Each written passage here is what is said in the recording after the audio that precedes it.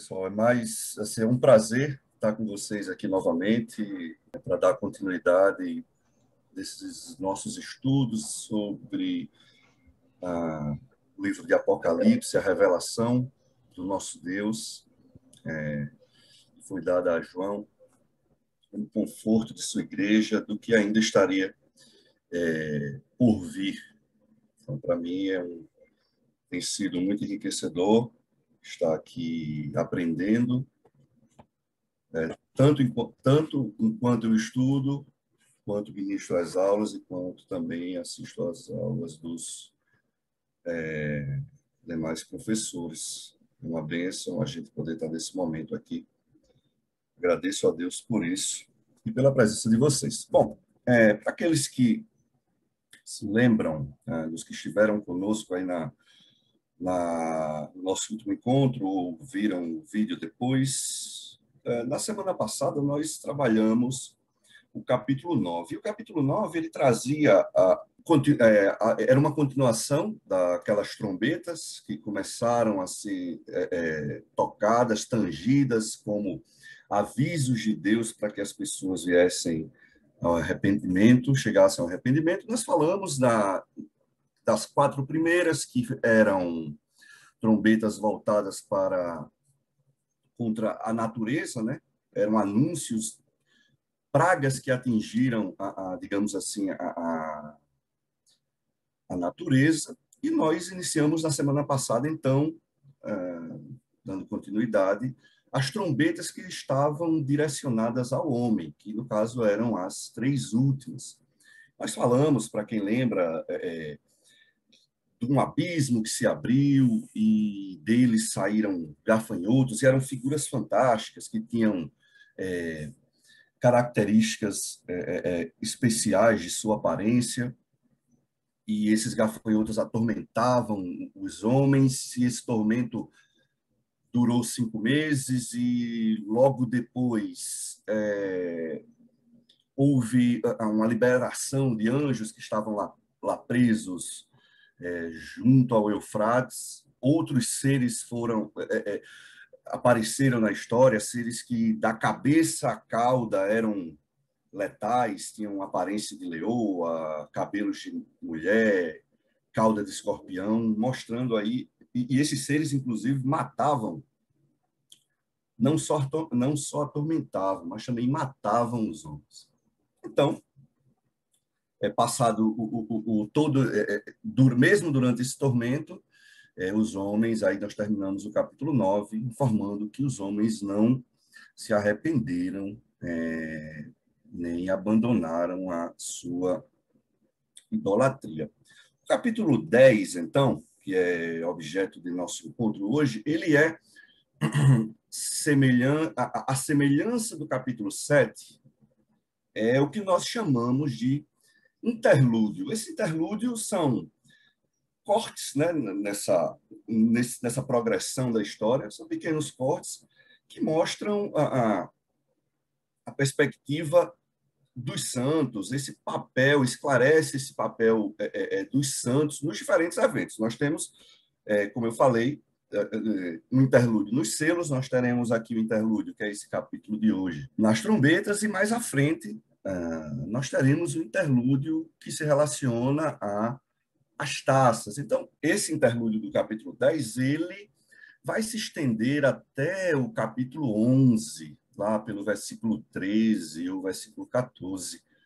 Nós continuaremos na semana que vem esse interlúdio e finalizaremos essa sessão, mais esse pedaço aí dessa contação de história do Apocalipse. Mais um daquela série de 7 formas progressivas de contar a mesma história. Em rápidas palavras, no capítulo 7, João ele apresentou os santos, né, na glória, que haviam sido selados por Deus, que serviam, assim, então, de prelúdio para a abertura do 7º selo. Da mesma forma, o soar da 6ª trombeta, que apontava para os incrédulos que se recusavam a se arrepender, de suas obras más, mesmo tendo testemunhado tamanha tamanho cenário horrendo de morte, de perseguição e de tormento, naqueles juízos parciais de Deus contra eles e contra a própria natureza. Então, até que a sétima trombeta soe, João vai destacar esse interlúdio do capítulo 10, e que fique claro que os interlúdios eles não são um período assim de calmaria, deu uma pausa da sexta trombeta para a sétima, vai ter esse período, não, são eventos que acontecem simultaneamente, ao mesmo tempo em que os juízos parciais de Deus estão sendo derramados. Aqui no capítulo 10 e no 11, vocês vão ver os santos, os profetas de Deus, os santos, os crentes, aqui na figura dos crentes, obviamente, e eles recebem uma ordem para proclamar o evangelho, tá? E é como eu disse, essa proclamação também ela não se relaciona somente com um tempo pouco antes da sétima trombeta, mas com todo o período, na verdade, em que o livro de Apocalipse está preocupado. Né? Lembrem-se que a gente está falando de uma história que falava do passado, fala do presente e aponta para o futuro de forma cíclica. Então, eu gostaria que vocês abrissem o livro de Apocalipse, no capítulo 10. Nós vamos aqui ler os primeiros 4 versículos. Minha versão é a NVI. Por gentileza, acompanhe.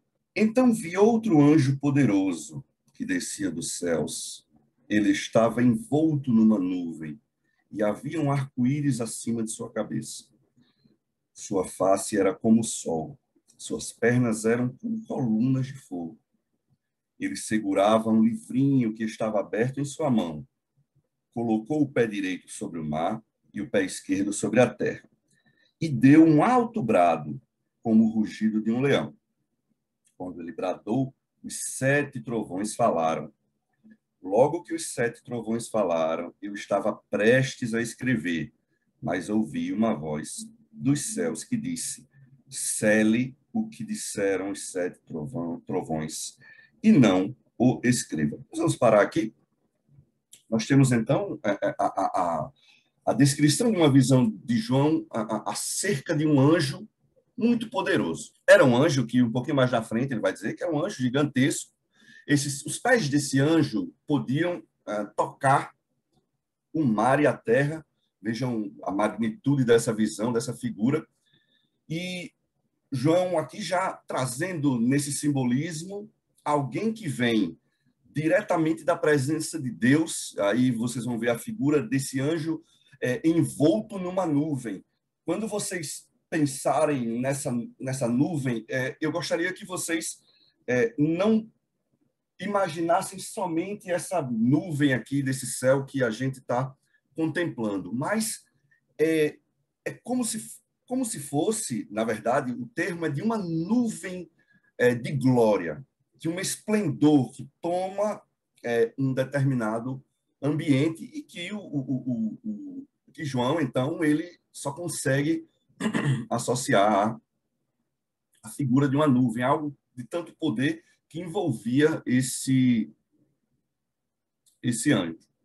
Tá? E nós veremos outras referências falando também sobre essa nuvem como a presença da glória de Deus ao longo do Antigo Testamento, e também nós veremos de novo. Então, esse anjo ele era muito poderoso, era um anjo gigantesco. Os pés dele ele era tão grande que os pés pisavam o mar e a terra, mostrando que era alguém que vinha da presença de Deus e que tinha completo domínio sobre a criação. Ele dominava de um ponto a outro. A gente, quando olha a imensidão do mar, olha a linha do horizonte e nossos olhos não conseguem contemplar a distância. Sabemos que se formos, por exemplo, aqui da nossa pontinha, nós chegaremos lá na costa da África, mas a gente não consegue ver. Então, imaginem um anjo capaz de pisar o mar em sua distância em relação à Terra. Então, era alguém poderoso, e esse anjo, ele, em sua cabeça, havia um arco-íris. Aí vocês vão lembrar da referência lá de Gênesis, no capítulo 9, onde Deus usa o arco-íris como símbolo de sua fidelidade em guardar e cumprir aquelas promessas pactuais que ele fez com o seu povo. Uma coisa que a gente não deve se prender aqui na hora que a gente estiver estudando é sobre quem é esse anjo. Ao longo da história, diversas pessoas tentaram, diversos estudiosos, pais da igreja, inclusive, tentaram sugerir, supor quem era esse anjo, se era Deus, se era Jesus, se era anjo A, B ou C. Então, o texto não nos autoriza, tá, a falar quem era esse anjo, mas sim que ele foi usado, assim como a Bíblia fala sobre o propósito dos anjos, tá? Ele foi que os anjos estão a serviço de Deus, tá? Esse anjo foi usado então para comunicar aos homens a soberania de Deus e a fidelidade, vamos assim dizer. O rosto desse anjo brilhava como quem vem da presença de Deus. O texto traz essa imagem da glória de Deus retratada também num rosto que brilhava. E as pernas desse anjo também eram brilhantes, elas eram como fogo, eram flamejantes. Lembrem-se aí do cuidado providencial de Deus. Quando a gente lembra de pernas como colunas, a gente se lembra das colunas de fogo que foram usadas para proteger o povo na saída do Egito, tanto contra o frio da noite, bem como para protegê-los do exército egípcio. Então, veja que logo no início, João já traz uma figura que traz consigo, que reflete a glória, o domínio do Deus, do Criador. Lá na frente ele vai repetir novamente adjetivos relacionados a esse anjo. Então, o que é que esse anjo tinha? O texto continua, então, dizendo que ele segurava um livrinho que estava aberto em sua mão, versículo 2. Aí, quando fala que ele colocou o pé direito, né, sobre a terra, e deu um alto brado. É interessante que João aqui ele recorre ao Antigo Testamento para dar um pano de fundo a essa descrição. Ele se volta lá para uma profecia que está em Ezequiel. Ezequiel, para quem lembra, escreve que havia uma mão estendida que segurava um rolo que estava desenrolado.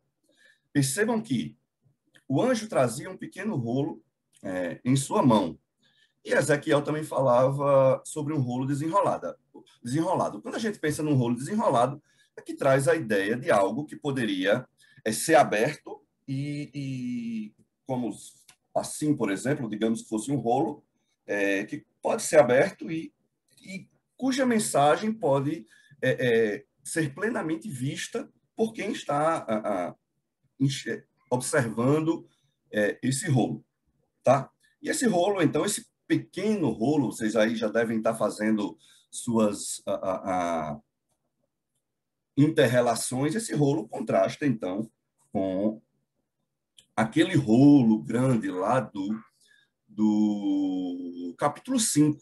Vocês lembrem que o rolo do capítulo 5 era um rolo selado, e esse rolo ele relatava o plano de Deus para o mundo inteiro, ao longo dessa era cósmica, digamos assim, do seu começo até o fim. Essa tirinha de papiro que o anjo carregava reflete uma mensagem, digamos assim, menor, o próprio testemunho de Jesus. Aí vocês vão perceber que, de fato, o que era o conteúdo do que estava nesse pequeno rolo, quando a gente for continuando os nossos estudos, tanto do capítulo 10 quanto do do capítulo 11, que nós veremos na semana que vem. Então, esse anjo traz aí uma mensagem já aberta. O texto também fala que o anjo ele rugia como um leão. Se vocês anotem, eu gostaria que vocês anotassem, tá? Para depois lerem o que está lá no Salmo 29, só lembrando para vocês, Salmo 29 é aquele que fala: a voz do Senhor é poderosa, a voz do Senhor despedaça os cedros do Líbano. Há uma relação desse rugido com essa voz poderosa, também como está escrito lá em Amós, que é o leão rugiu, que está escrito lá em Amós 3:8. Quem não temerá? O Senhor soberano falou. Quem não profetizará? Então, esse rugido traz... É um brado tão alto, é um rugido tão alto que ele alcança a criação como uma mensagem que precisa ser amplamente disseminada, amplamente pregada, amplamente divulgada. Alguém gostaria de falar? Não, nós vamos dar continuidade. E Deus, então, João estava prestes a escrever, né, que vem as mensagens de 7 trovões, ele fala sobre 7 trovões. João, então, ele estava prestes a escrever uma mensagem que ele recebe de 7 trovões, mas ele ele ouve uma voz do céu que diz, isso aí você não vai falar, mostrando que, apontando que nós não temos condições de entender a nossa pecaminosidade, a limitação da nossa mente, ela não nos permite entender os propósitos de Deus, que ele também só vai revelar no momento oportuno o que ele decidiu não falar. Se vocês se lembram, lá em Daniel 12, 4, 9, aí falando do que a gente estava conversando um pouquinho antes de começar a aula, o livro de Apocalipse cita muito, faz muitas referências ao Antigo Testamento. Se vocês lembrarem do que está escrito lá em Daniel, Deus também ordena que Daniel cele as palavras do livro até o tempo do fim, até o tempo oportuno para ela ser revelada. Então, essa é a descrição do que acontece quando João vê esse primeiro anjo. Continuando, então, versículo 5 agora, eu gostaria que vocês acompanhassem, a gente vai ver qual era a mensagem desse anjo. Versículo 5, então. Então o anjo que eu tinha visto em pé sobre o mar e sobre a terra, levantou a mão direita para o céu e jurou por aquele que vive para todo sempre, que criou os céus e tudo que neles há, a terra e tudo que neles há, e o mar e tudo que neles há, dizendo: não haverá mais demora, mas nos dias em que o sétimo anjo estiver para tocar a sua trombeta, vai cumprir-se o mistério de Deus, da forma como ele o anunciou aos seus servos, os profetas. Então, vejam, o anjo faz, então, um juramento. Vejam que há um detalhe textual muito interessante, que o anjo que estava com os pés no mar e na terra e alcança o céu, faz um juramento agora em sentido oposto. Ele jura pelo Deus que vive para todo sempre, que está nos altos céus, e por aquele que criou o céu, a terra e o mar. Ele jura pelo um Deus que vive para todo sempre.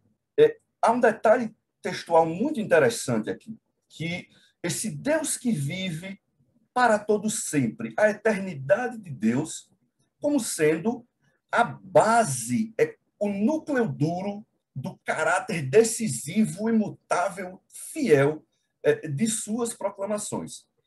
O Deus eterno, aquele que criou esse mundo, é fiel para ser o mesmo, para ser aquele que a ele dará fim, dará cabo do mundo, desse mundo. Então, percebam, Deus é um Deus eterno.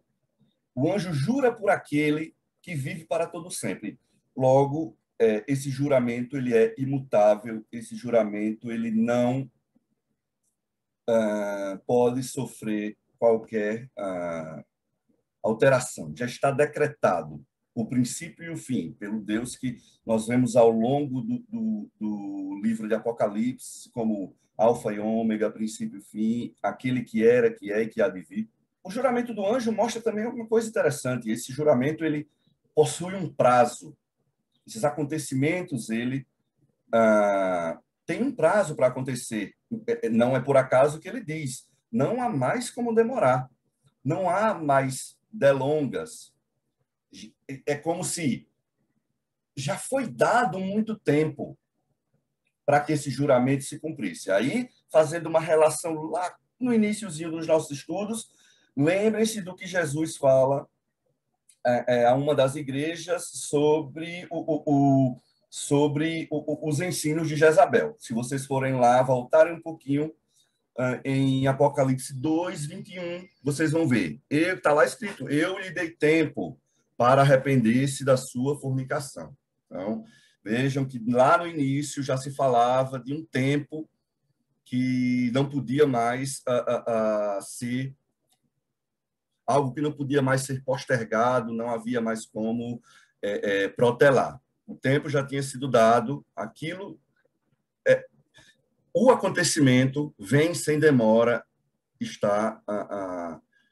vai acontecer logo. E no verso 7, nós verificamos que nós temos aí uma condição, uma conjunção aí adversativa, mas, né, ele fala mais que durante o tempo que precede o dia do juízo, ou seja, o soprar, o tanger dessa sétima trombeta como anúncio do juízo, os profetas que receberam, os santos de Deus, os crentes que receberam essa mensagem, devem proclamá-la ao mundo. Essa mensagem é salvadora. Nós, então, dando continuidade, temos aqui, então, o início do que significa o propósito desse rolo. Então, João é comissionado a profetizar.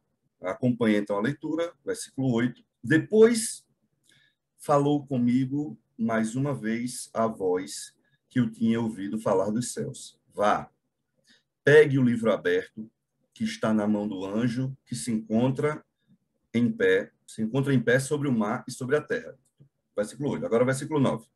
Assim me aproximei do anjo e lhe pedi que me desse o livrinho.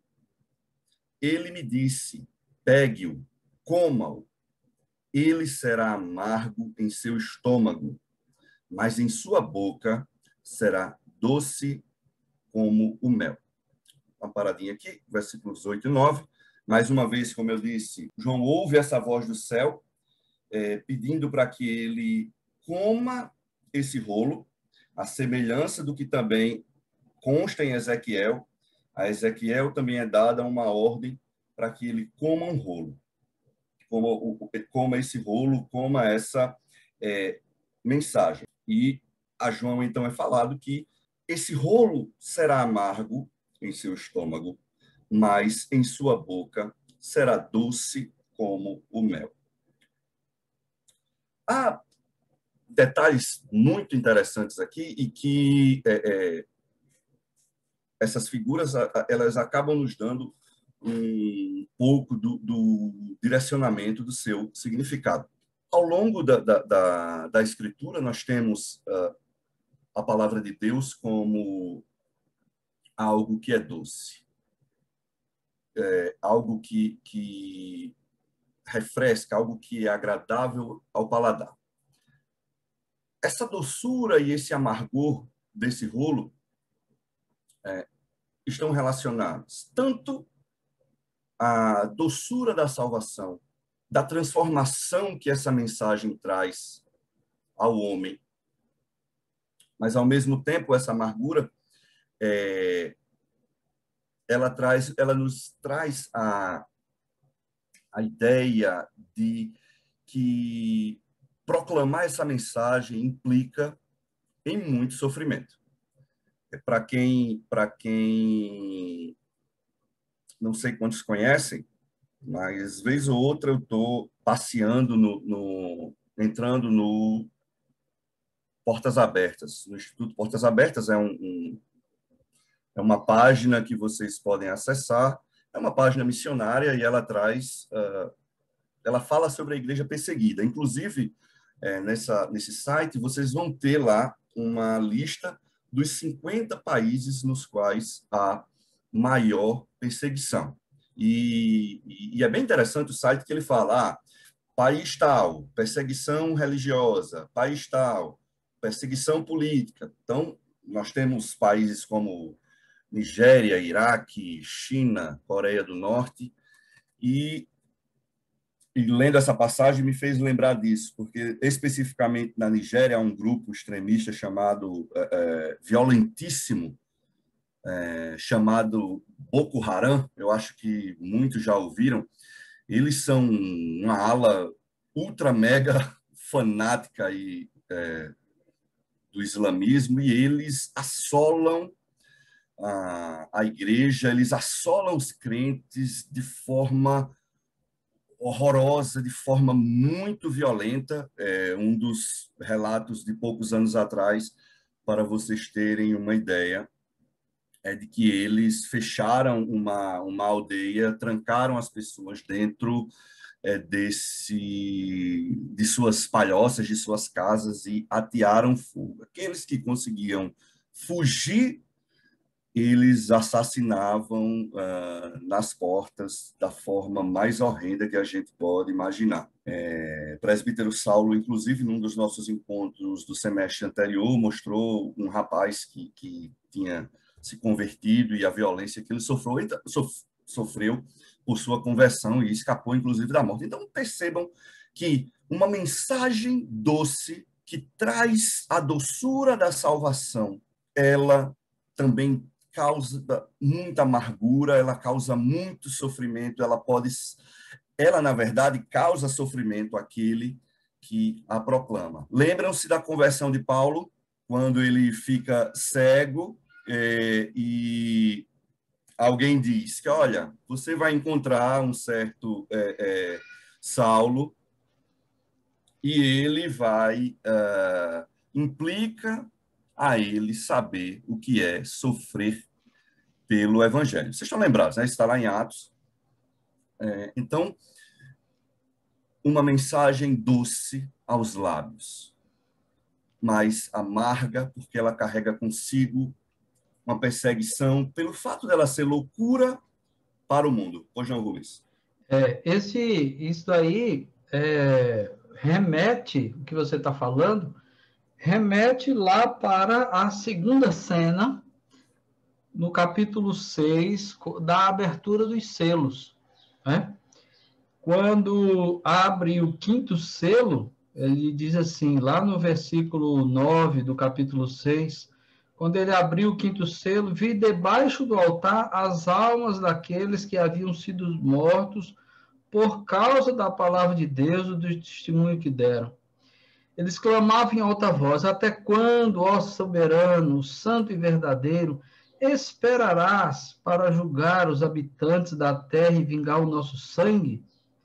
Então cada um deles recebeu uma veste branca e foi-lhes dito que esperassem um pouco mais, até que se completasse o número dos seus conservos e irmãos que deveriam ser mortos como eles. Ou seja, aqui está falando mais especificamente daqueles mártires do primeiro século, mas eles disseram, olha, vocês aí aguardem, embaixo do altar, eles estão bem próximos de Deus. Uhum. Olha, ao longo da história da igreja, outros mártires vão se juntar a vocês. Até que o número desses mártires se juntem a vocês, né, as coisas vão continuar acontecendo. Ou seja, é o que você disse, a perseguição sempre esteve acontecendo sobre a igreja. Não de uma forma generalizada, mas sempre houve. A igreja sempre foi perseguida em um lugar ou outro da terra. Onde quer que o evangelho vá, vai acontecer isso. Vai ter a doçura da salvação, mas vai ter também um amargor das perseguições, né? Aqui no Brasil mesmo, nós tivemos um tempo de perseguição, né? Tivemos um tempo de perseguição. Antigamente né, era muito comum, principalmente pelo interior do país, onde os padres tinham muito mais poder do que hoje, né, haver perseguições. Igrejas eram apedrejadas, igrejas eram demolidas. Construção da nossa mesmo, né? Um A exemplo. nossa própria construção, né, no finalzinho do século XIX, quando estava sendo construída a igreja, o que era levantado de dia, pessoas instigadas por religiosos derrubavam de noite, né? Então, quer dizer, houve isso também. Hoje, nós não sofremos tanta perseguição assim, né? Mas em outros lugares, sim. Então, essa perseguição está sempre presente na igreja ao longo do tempo. Ao longo Isso, do tempo. E exatamente isso aí que tem isso. acontecido. Perfeito. E as perseguições, um detalhe que elas se revelam de formas, como mesmo eu falei há pouco, que está lá nessa página do Portas Abertas, elas são de determinadas formas. Às vezes, elas não chegam à morte, mas são pessoas que são expulsas dos seus empregos, são motivos de zombaria, de violência física e muitas vezes chegam chegam a serem os crentes chegam a serem assassinados por regimes que não aceitam o cristianismo. O que conforta o nosso coração é que usando aí uma expressão de um escritor atual chamado Nassim Nicolás Taleb, o evangelho é algo antifrágil. Não adianta, quanto mais o mundo se insurge contra ele, mais ele é vitorioso. E o que você falou do versículo do capítulo anterior, do capítulo 6, sobre o clamor das almas, a gente vai ver na semana que vem. O mundo vai olhar para a gente e vai dar uma vaia, porque aparentemente, nós estamos mortos. Uns corpos indignos jogados no meio do chão. No meio do tempo, no meio do No tempo. meio, assim, no meio do templo, servindo de zombaria e desonra. Então, como... Diga, Rubens. Só dando um spoiler aqui no futuro, que a gente vai ver agora em maio, né? É justamente isso, essa perseguição da igreja, isso que você falou, às vezes a camada perde o emprego, né? Ou então não consegue a vaga que queria, ou não consegue a promoção que merece porque é cristão e tal.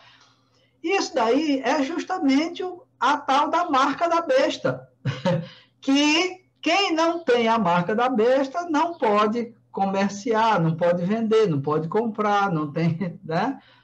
Não consegue o emprego, não consegue a vaga, não consegue a promoção. Por quê? Porque a tal da marca da besta é o quê? É a conformação com o mundo, é a conformação com a estrutura pecaminosa e diabólica que, como é que se diz, domina o mundo.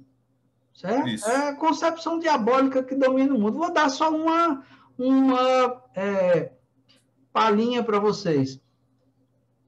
Nós todos ficamos super esperançosos de que o Brasil finalmente iria mudar no que diz respeito à impunidade, principalmente a impunidade dos poderosos, a partir daquele episódio do Mensalão, né?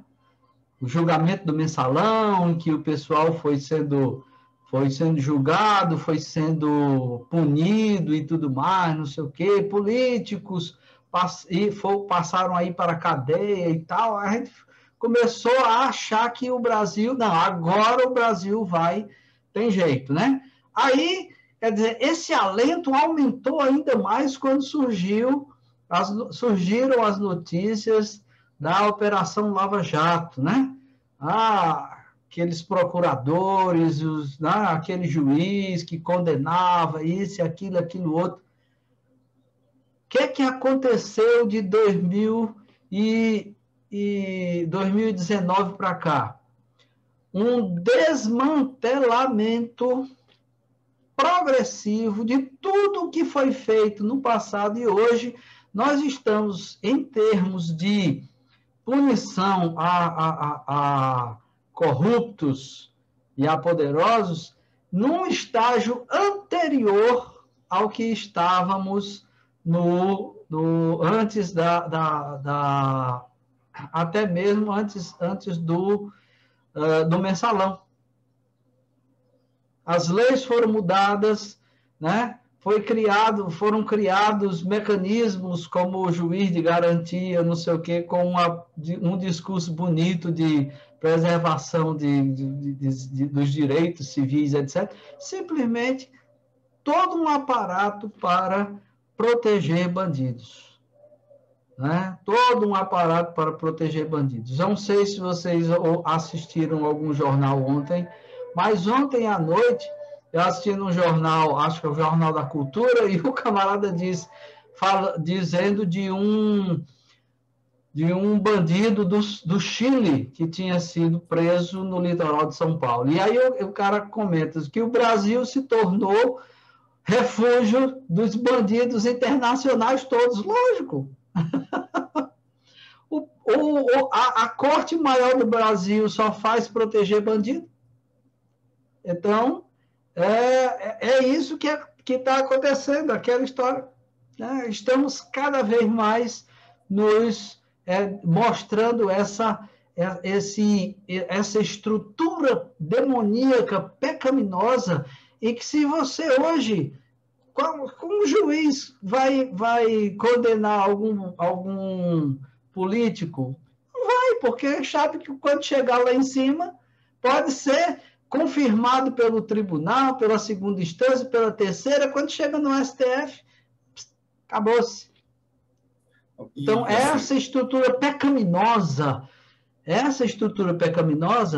e a conformação com ela, o envolvimento com ela, que é a tal da marca da besta. E como os cristãos não se conformam com isso, aí eles são alijados, são perseguidos e tudo mais.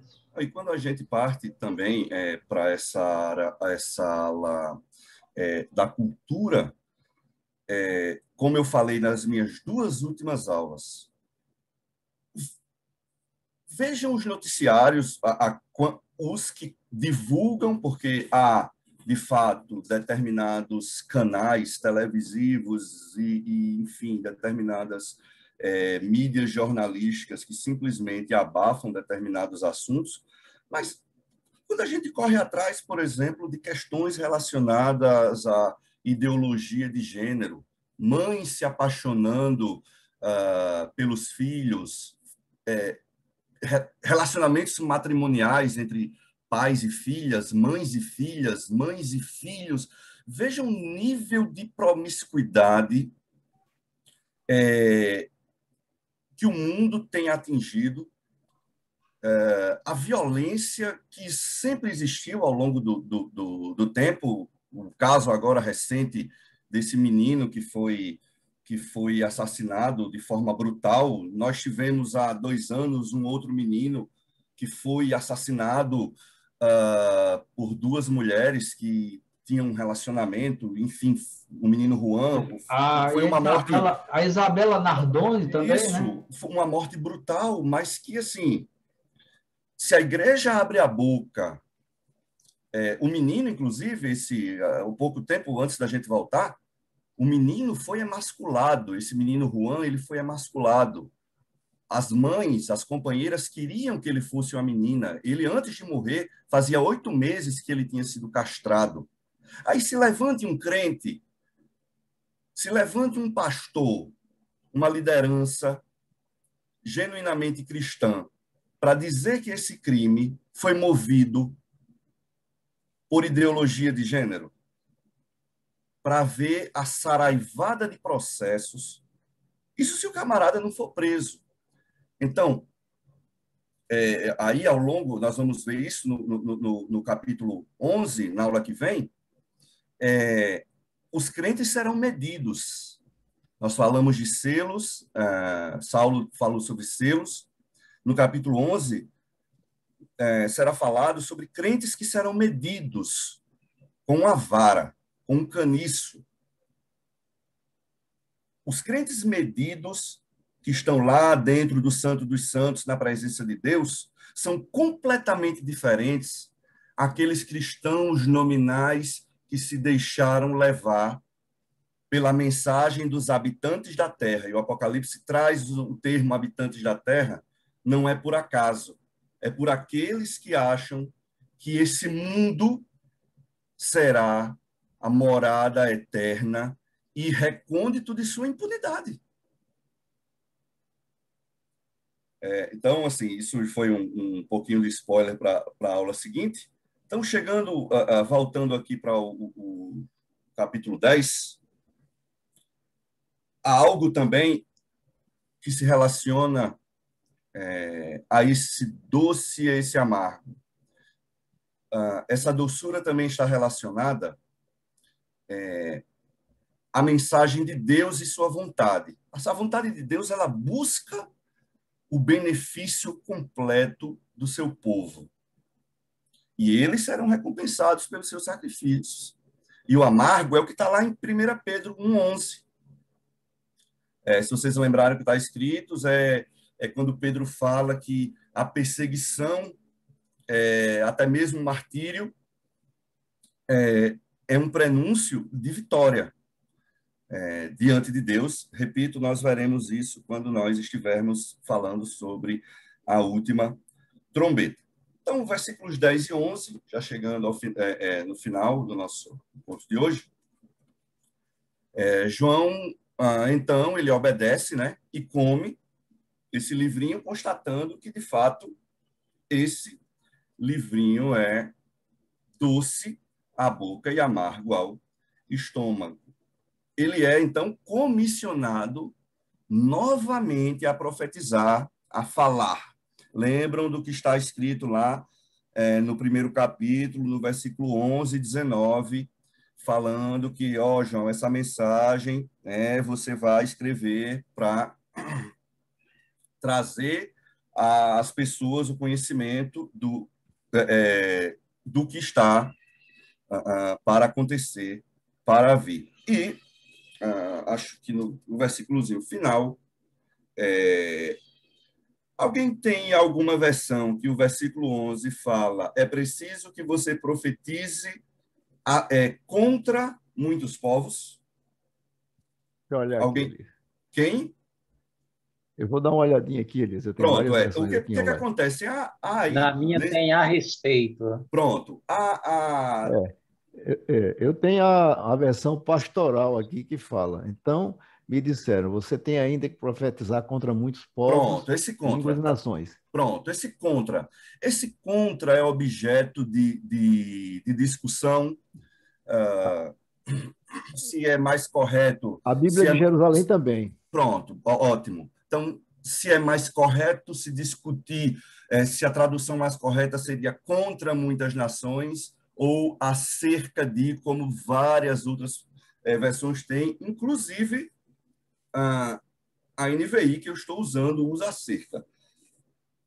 Que é, assim, quem encontrar contra ou acerca, não se prenda a esse detalhe, porque, na verdade, é que a mensagem do Evangelho, ou ela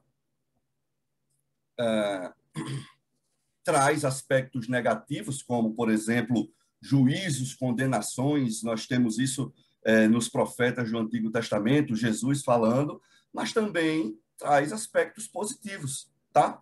Então, essa mensagem que será pregada, ela é um alento de um cumprimento para aqueles que esperavam como resposta àquele, como confirmação à resposta daquele até quando, daquelas almas que estavam diante do trono. Ao mesmo tempo, elas servem como juízo. Lembrem-se do que está escrito, tanto em Hebreus quanto em outro lugar do Novo Testamento, que a palavra de Deus ou ela é vida eterna, ou ela é cheiro de morte. Nós vamos ver que, ao longo dos nossos estudos, que para os moradores da terra, essa mensagem proclamada, ela é cheiro de morte, a confirmação que eles não ficarão impunes. Então, na semana que vem, nós daremos continuidade aos nossos estudos, terminaremos essa parte desse interlúdio que vai até o versículo 14, salvo engano, 13 ou 14, e falaremos, então, da 7ª trombeta e dos acontecimentos, encerrando, então, essa sessão de uma dessas 7 sessões do livro de Apocalipse. Alguém gostaria de falar alguma coisa? Saulo, você... Tem algumas coisas aqui. Como você disse que o anjo, ele ao longo do tempo, ele tem muitas interpretações, né? Alguns estudiosos interpretam Cristo, tal. Aí eu fiz uma observação aqui nessa cena. Você tem o Criador e as criaturas, né? João, poderoso anjo, né? Os 7 trovões, aquele que vive para todo sempre. Talvez, se nós considerarmos que o poderoso anjo é Cristo, ou seja, o anjo da aliança, ele traz um arco-íris, né? Símbolo da aliança, né? Aquele anjo da aliança de Malaquias 3.1, se eu entender que o poderoso anjo é Cristo, os 7 trovões são o Espírito Santo, e aquele que vive para todo sempre, Criador do céu e da terra é o Pai, eu tenho uma referência trinitária na cena, né? O Criador, né? O poderoso anjo, os 7 trovões, aquele que vive para sempre, e agora suas criaturas, João, os povos, as nações dos reis. Mais embaixo ele vai falar das coisas criadas, né? O céu, a terra e o mar. Então, é uma visão assim da criação e do Criador, criação e criaturas, né? Sim, sim. Em conjunto. Tá? Sim. Fica uma cena muito bonita de ser contemplada quando a gente faz essa organização de raciocínio. Sim, sim. Né? Eu não sei como se eu os disse, irmãos concordam. Né? O cuidado que como eu disse, como a Bíblia como João fala que ouviu uma voz que dava uma ordem a ele, essa voz não era do anjo, e assim como também os anjos, eles têm função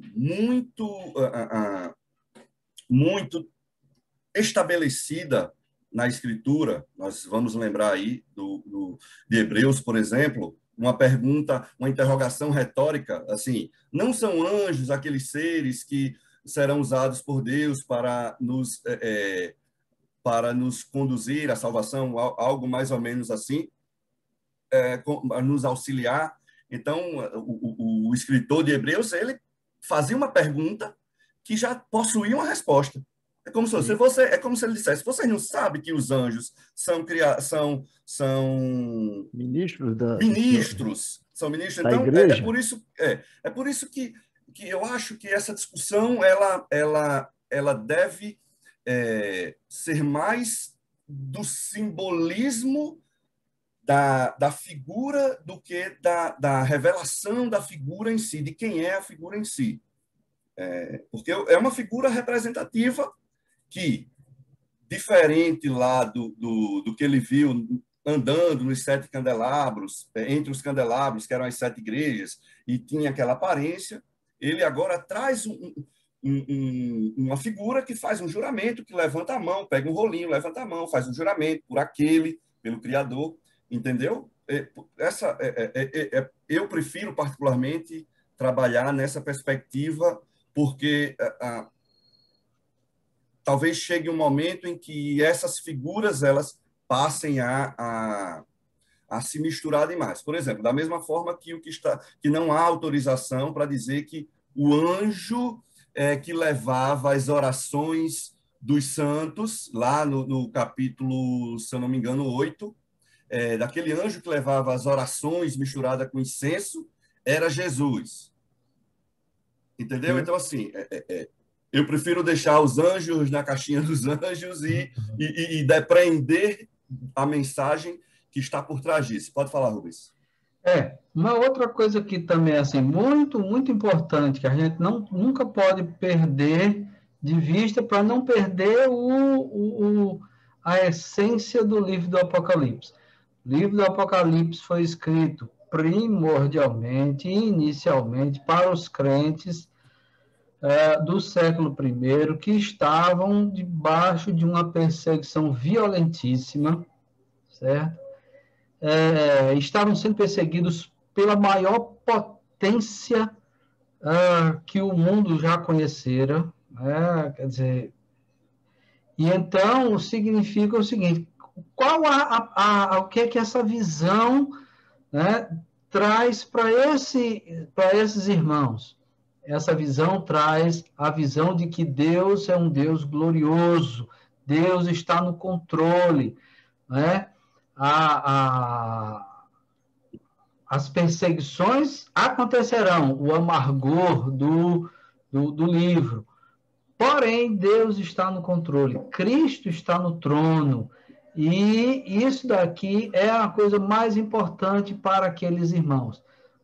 Não importa o que eles vão passar, Cristo está no controle. Não importa o que vai acontecer com a igreja, pode ser perseguição, perda de bens, pode ser perda da própria vida, mas Deus está no controle e eles sabem para onde irão, para uma realidade muito superior. E isso tem que estar sempre na nossa mente. E essa mensagem é a mesma para nós hoje. Não importa o que sofrermos, se morrermos por amor a Cristo, sabemos para onde iremos. Esta vida a vida não se resume a essa realidade concreta que nós vemos aqui. Nós não devemos viver como os habitantes da Terra, né? Exatamente, não devemos viver como os habitantes da Terra. Porque essa mensagem me chamou muita atenção e repetiu nos outros versículos foi: colocou o pé direito sobre o mar e o pé esquerdo sobre a terra. Aquilo que Elias falou. Há um domínio de Deus. Deus está governando, está no controle do mar e da terra. E ele reforça algumas vezes esse versículo. Então, para que isso que Rubens falou, eu acho que isso tem muito a ver. Deus está no controle, no governo disso tudo, né? Controlando tudo, de um canto a outro, esticou-se todo para controlar tudo, né? Exato, é perfeitamente assim, perfeitamente isso. Também com respeito aos anjos, Elias, eu discordo um pouquinho, porque você vê lá desde Abraão que os anjos aparecem muito, até Jesus em forma de anjos também, né? Não, anjos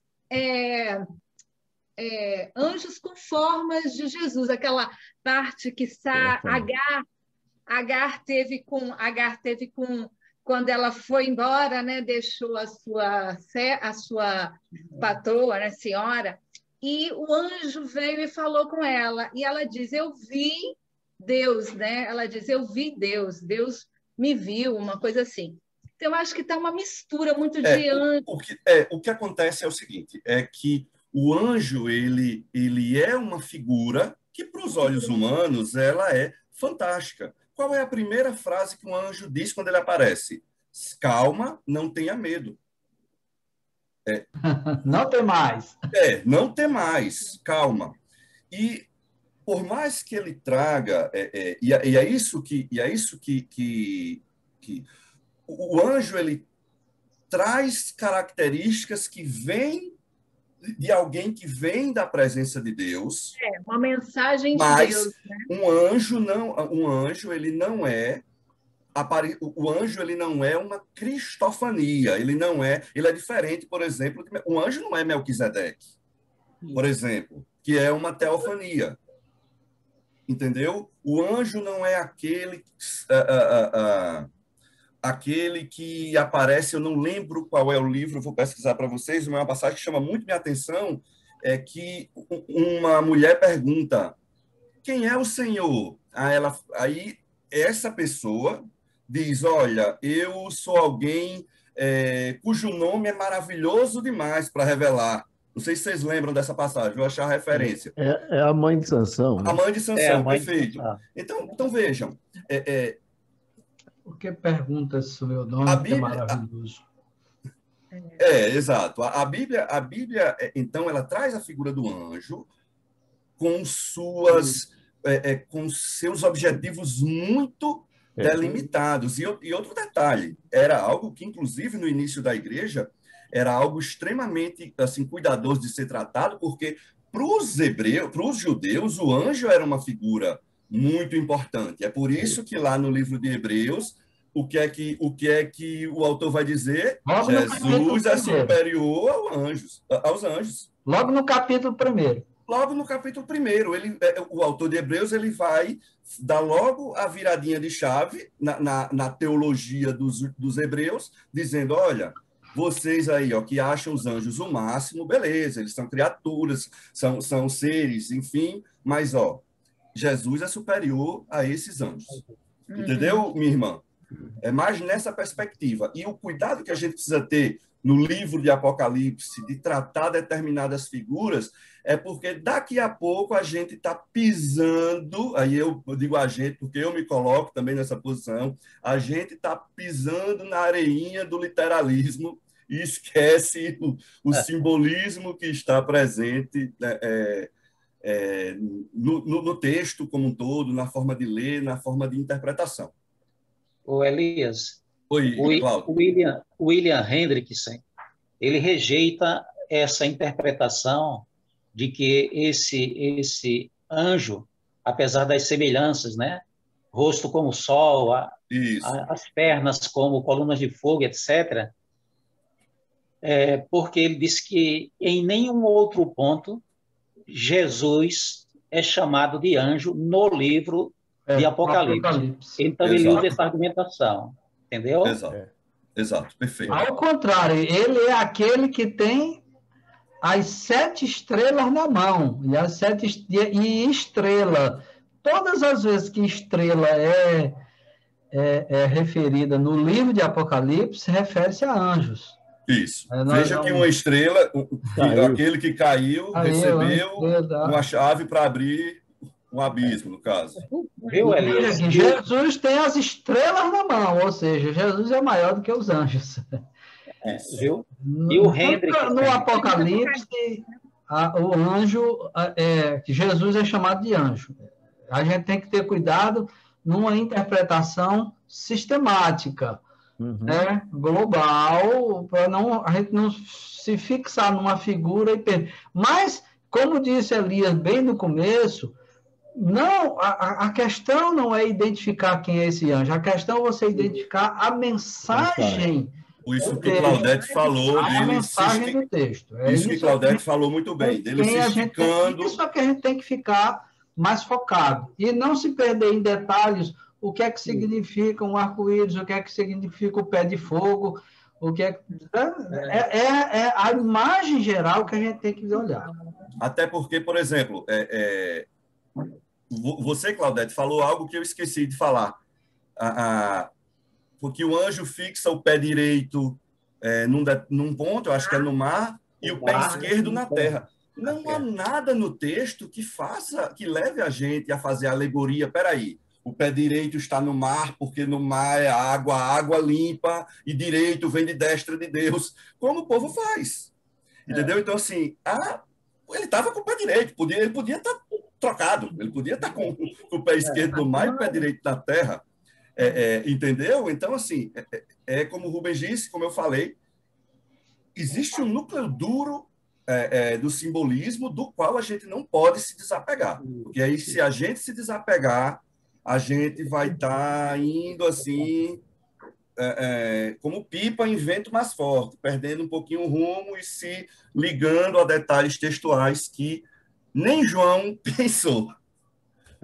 Viu, Elias? E outra coisa, viu? Quando ele diz, iniciando o versículo 1 aqui, vi outro anjo, ele já tinha falado de outros anteriormente, e nenhum é identificado como Cristo, né? Isso. Agora, perfeito. Uma coisa que me chama a atenção mesmo para esse anjo é que se um representante ou um mensageiro de Deus é de tal forma tão portentoso, tão grandioso, imagina, então, o próprio Senhor, o Criador dos céus e da terra. Exato. Então, a gente tem que ter em mente essas coisas. Perfeito. Meus irmãos, 11h08, quase 11h10, acho que... Beleza. Agradeço a vocês, as contribuições, obrigado pela presença. Domingo que vem nós teremos aí o grande finale, que é uma belíssima passagem confortante aos nossos corações e que nos conclama a perseverar, confiar naquele que jurou por si mesmo, que controla as coisas do início ao fim e jamais vai mudar sua mensagem, jamais vai voltar atrás daquilo que ele prometeu desde a eternidade. Vamos orar para encerrar? Pai, nós te agradecemos pela oportunidade de estarmos aqui reunidos para aprender mais de tua palavra.